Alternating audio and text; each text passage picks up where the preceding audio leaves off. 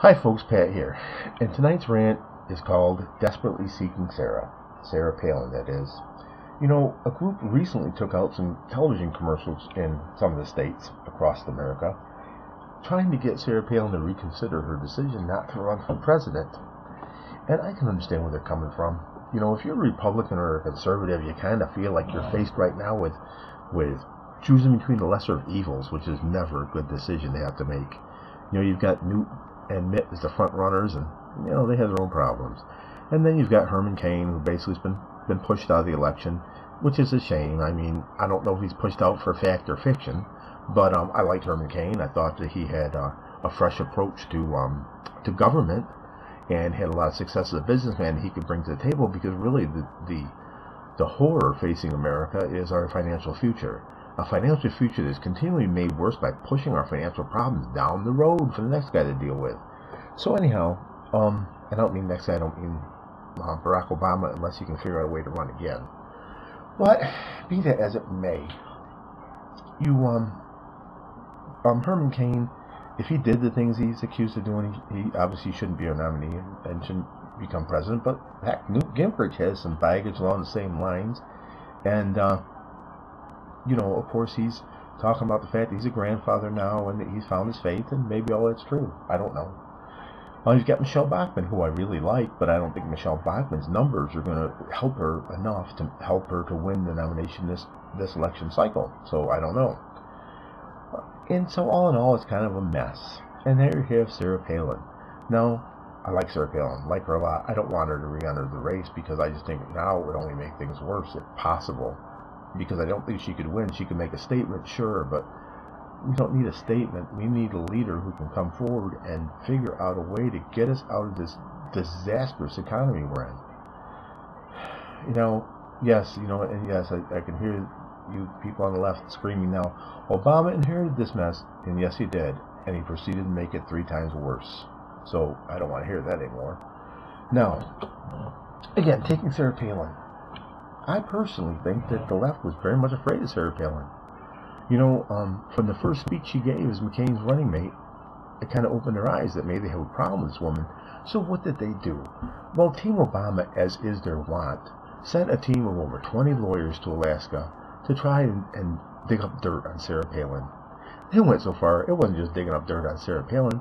They went to dig up dirt on Todd Palin, the Palin children, and went so far as to dig up dirt on Todd Palin's boss, because apparently Todd Palin's bosses got divorced and had sealed divorce records, and there's nothing that Team Obama loves more than sealed divorce records.